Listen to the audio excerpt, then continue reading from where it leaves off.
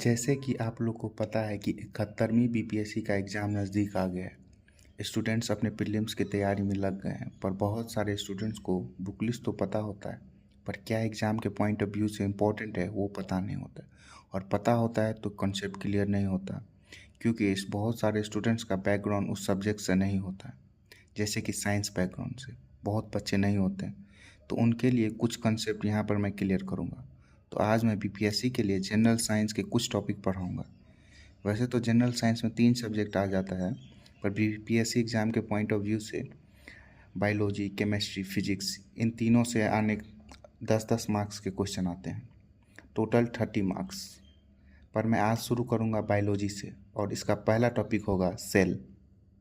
Cell के अंदर nucleus होता है, न्यूक्लियस के अंदर क्रोमोसोम्स होते हैं, क्रोमोसोम्स के अंदर डीएनए होता है, और डीएनए के अंदर होता है जीन। वैसे एक ग्रुप ऑफ सेल को हम टिश्यू बोलते हैं, और ग्रुप ऑफ टिश्यू से बनते हैं ऑर्गन, और ग्रुप ऑफ ऑर्गन से बनता है जीव, और जीव ग्रुप ऑफ लिविंग बीइंग से बनता है पॉपुलेशन, ग्रुप ऑफ पॉपुलेशन से बनता है कम्युनिटी, ग्रुप ऑफ कम्युनिटी से बनता है इकोसिस्टम, इकोसिस्टम से बायोम, बायोम से बायोस्फीयर। उसी प्रकार से सेल के स्टडी को हम लोग बोलते हैं साइटोलॉजी, टिश्यू के स्टडी को बोलते हैं हिस्टोलॉजी, और ऑर्गन के स्टडी को बोलते हैं फिजियोलॉजी। उसी प्रकार से न्यूक्लियस के स्टडी को बोलते हैं कार्डियोलॉजी।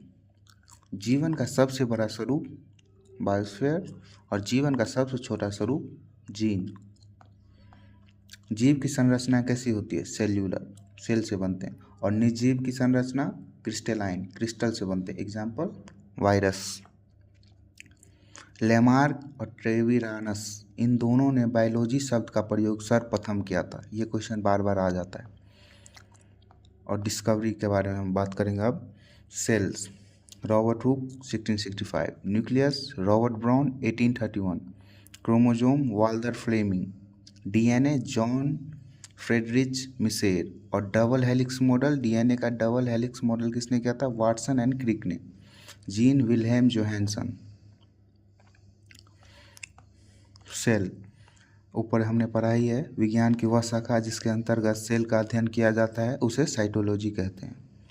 और इसका डिस्कवरी किसने किया था? Robert Hooke 1665 in a section of dead cork. Basically मधुमक्खी के छत्ते जैसी संरचना में देखी, तो ये प्लांट में किया था, वो भी 1665 में। और सेल की खोज बैक्टीरिया में एंटोनी वान ल्यूवेन हुक ने किया था 1674 में। लिविंग ऑर्गेनिज्म में सेल की खोज एंटिनो वान ल्यूवेन हुक, जिसने माइक्रोस्कोप से ये खोज की थी। कुछ फैक्ट्स जो हैं सेल के, ह्यूमन के सेल और एनिमल के सेल में। ह्यूमन में स्मॉलेस्ट स्पर्म 5 से 7 मिलीमीटर, जैसे कि स्पर्म तो फीमेल में नहीं होती, तो आरबीसी इससे छोटा, थोड़ा सा बड़ा होता है, 6 to 8 मिलीमीटर। और न्यूरॉन 1 मिलीमीटर से लेके 1 मीटर तक, लार्जेस्ट सेल ह्यूमन बीइंग का। और एनिमल में smallest mycoplasma 0.2 mm to 0.6 mm, और लार्जेस्ट ऑस्ट्रिच का एग 10 into 7 सेंटीमीटर। तो यहीं पे क्वेश्चन है, स्मॉलेस्ट सेल इन ह्यूमन, जो भी ऑप्शन में रहेगा, स्पर्म, आरबीसी रहेगा तो स्पर्म, आरबीसी रहेगा तो आरबीसी। सेल 2 प्रकार के होते हैं, प्रोकैरियोटिक, यूकैरियोटिक। प्रोकैरियोटिक में न्यूक्लियस एब्सेंट होता है, और यूकैरियोटिक में न्यूक्लियस प्रेजेंट होता है। इट मीन्स ऐसे सेल जिसका विकास नहीं हुआ हो, नॉन डेवलप, वो होते हैं प्रोकैरियोटिक। ऐसा सेल जिसका विकास हो गया हो, डेवलप्ड सेल, वो होता है यूकैरियोटिक। तो सेल में अभी बस इतना ही। आगे मैं पढ़ाऊँगा डीएनए, क्रोमोसोम, जीन और बहुत सारे टॉपिक हैं, पर मुझे पता कैसे चलेगा कि आपको मेरा वीडियो पसंद आया कि नहीं। इसलिए लाइक और सब्सक्राइब बटन को दबाकर अपना प्यार दिखाइए, ताकि मैं अगला वीडियो बहुत जल्दी ला सकूं। और आप कमेंट भी कर सकते हैं, जो भी टॉपिक आप कमेंट करेंगे मैं उस टॉपिक पर वीडियो बना दूंगा। Thank you.